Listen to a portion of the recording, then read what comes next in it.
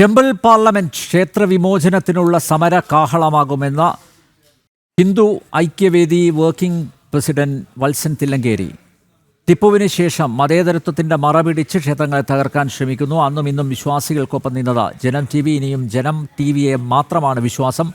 ദേവസ്വം അഴിമതിയെ സംബന്ധിച്ച Janam T V campaign മാതൃകാപരമെന്നും വത്സൻ തില്ലങ്കേരി പ്രതികരിച്ചു.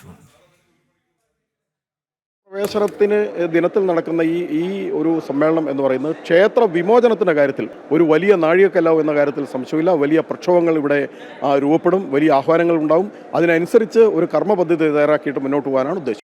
ടിപ്പു ഒരു മതമൗലികവാദിയായിരുന്നു, മതവെറിയനായിരുന്നു. അയാളുടെ ജിഹാദിസമാണ് അയാൾ ക്ഷേത്രം തകർക്കുന്നതിലൂടെ ഇവിടെ നടപ്പാക്കിയത്. പക്ഷേ ജനാധിപത്യത്തിൻ്റെയും മതേതരത്വത്തിൻ്റെയും ഓമന പേരിട്ടുകൊണ്ടാണ് ഇവിടെ ഈ കൊള്ള നടക്കുന്നത് എന്നുള്ളതാണ് ഏറ്റവും പ്രധാനപ്പെട്ട കാര്യം. അതുകൊണ്ട് തന്നെ ഇവിടെ എളുപ്പം തിരിച്ചറിയാൻ സാധിക്കുന്നില്ല. പക്ഷേ ഇപ്പോൾ ആളുകളെല്ലാം തിരിച്ചറിഞ്ഞു കഴിഞ്ഞു എന്താണ് ഇവർ ഇതുവരെ നടത്തിയതെന്ന് തിരിച്ചറിഞ്ഞു കഴിഞ്ഞു. അതിനെതിരായിട്ടുള്ള അതിശക്തമായ പോരാട്ടം തന്നെ ഇവിടെ ഉണ്ടാകും. വിട്ടുവീഴ്ചയില്ലാത്ത പോരാട്ടം വരും. വിജയം വരിച്ച ഈ പോരാട്ടത്തിൽ നിന്ന് ഹിന്ദു സമൂഹം പിന്മാറുകയുള്ളൂ.